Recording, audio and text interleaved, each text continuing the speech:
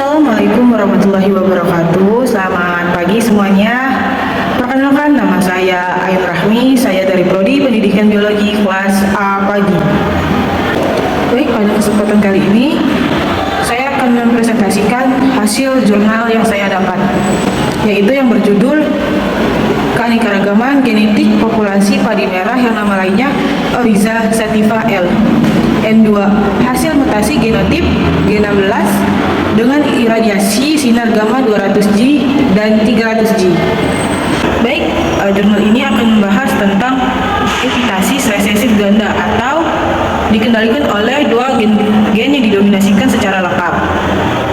Ketika salah satu gen bersifat homozigot resesif, gen tersebut akan menekan atau menutupi sifat lainnya. Baik, kita masuk ke pendahuluan.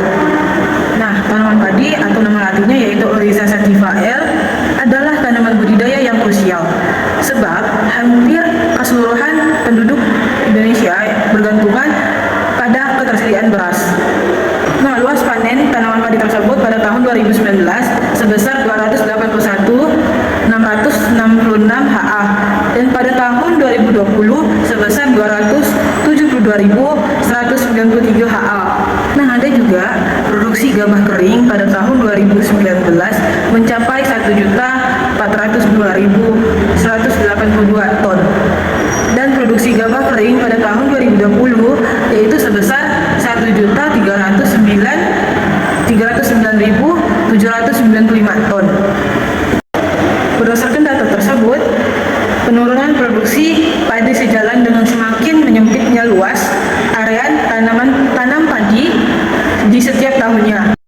Baik, kita masuk ke hasil dan pembahasan. Yang pertama ada uji normalitas atau sebaran data normal, yaitu hanya pada dosis 300G karakter jumlah gabah berisi permalai yang menunjukkan sebaran data, menunjukkan bahwa karakter ini dikendalikan oleh banyak gen atau poligenik.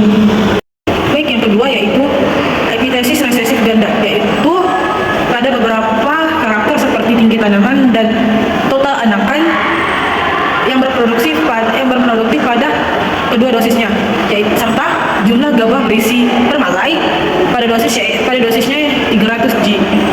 Nah, menunjukkan pada segresif 9 banding 7, di mana dua gen resesif bekerja bersama untuk menutupi sifat dominan. Nah, yang ketiga ini yaitu tidak mengikuti pola Mendel, yaitu beberapa sifat seperti umur bunga, panjang malai, berat satu butir, dan berat gabah.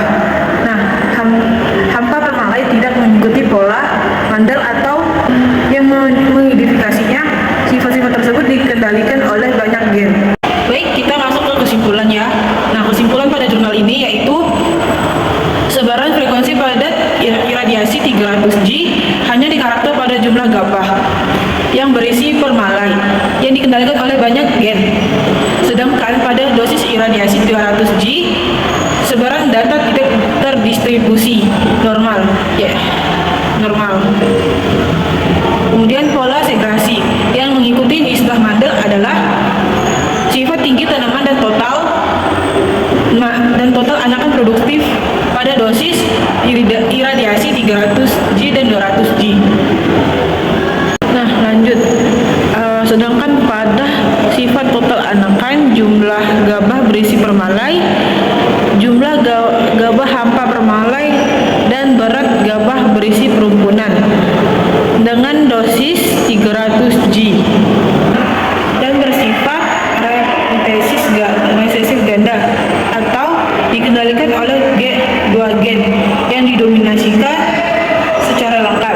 Dan ketika salah satu gen bersifat homozigot resesif, gen tersebut menekankan atau menutupi sifat lainnya. Mungkin cukup sekian yang dapat saya sampaikan.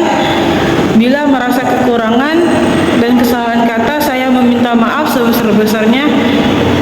Sekian, terima kasih. Halo semuanya, perkenalkan saya Veronica Cinta. Baik, pada kesempatan kali ini saya akan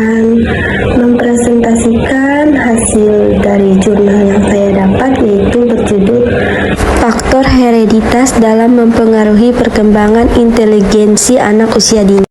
Nah, jurnal ini membahas bagaimana faktor genetik, terutama gen ganda, mempengaruhi perkembangan kecerdasan anak. Sebelum masuk ke hasil penelitian, saya akan menjelaskan sedikit tentang gen ganda atau alel ganda.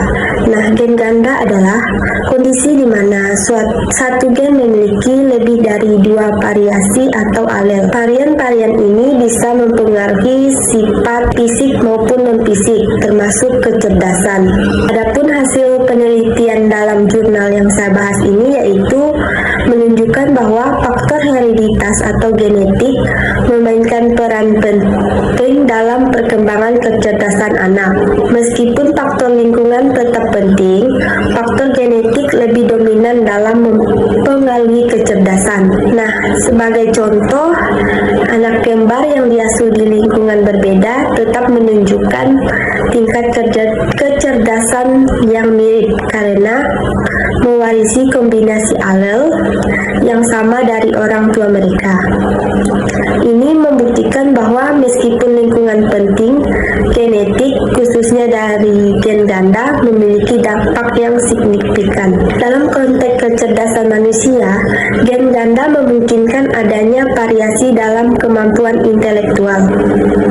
Variasi alel yang berbeda dari orang tua akan mempengaruhi potensi kecerdasan anak.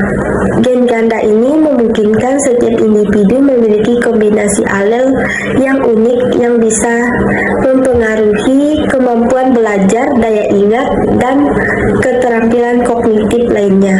Jadi, hasil penelitian menunjukkan bahwa kecerdasan seseorang sangat dipengaruhi oleh kombinasi alel yang mereka warisi, yang kemudian dipengaruhi oleh lingkungan tempat tumbuh mereka. Adapun kesimpulan dari jurnal ini yaitu bahwa hereditas atau faktor genetik adalah faktor utama dalam perkembangan kecerdasan anak.